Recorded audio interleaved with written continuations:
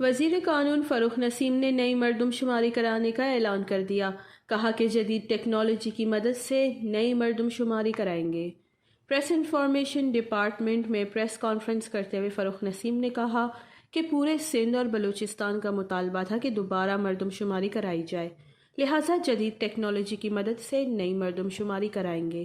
Opposition نے کہا کہ انتخابی اصلاحات کا بل چیلنج کریں گے۔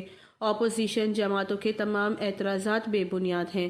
مشترکہ سیشن میں 34 بل مفاد عامہ میں پاس ہوئے جو کہتے ہیں قانون سازی چیلنج کریں گے وہ بے شک کریں لیکن مطالعہ ضرور کریں۔ میں نے کہا کہ آرٹیکل 55 کا سب آرٹیکل 1 پڑھ لیں جو اب مل جائے گا۔ بل کی مخالفت کرنے والوں نے شاید اسے پڑھا نہیں۔ فاروق نسیم نے مزید کہا کہ پاکستان نے عالمی عدالت انصاف میں کلبھوشن کیس کا بھرپور دفاع کیا۔ پاکستان کلبھوشن کیس جیت چکا ہے۔ کلبھوشن سے متعلق قانون سازی پر بھارت کے ہاتھ کاٹ دیے ہیں۔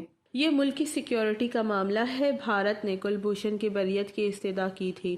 کونسلر رسائی نہ ملنے پر بھارت نے عالمی عدالت انصاف سے رجوع کیا۔ عالمی عدالت انصاف نے بھارتی جاسوس کی بریت کی درخواست مسترد کی مگر کونسلر رسائی کی درخواست منظور کی۔ پاکستان بنانا ریپبلک نہیں ہے۔ عالمی عدالت انصاف کے تقاضوں کو پورا کرنے کے لیے بل لائے مگر قانون سازی کے معاملے پر ڈس انفارمیشن پھیلائی گئی۔ کیسے پارلیمانی ہیں جنہیں ملکی مفاد کا ہی پتہ نہیں؟ اپوزیشن کو قومی سلامتی کا ادراک کیوں نہیں؟ وش نیوز، اسلام آباد۔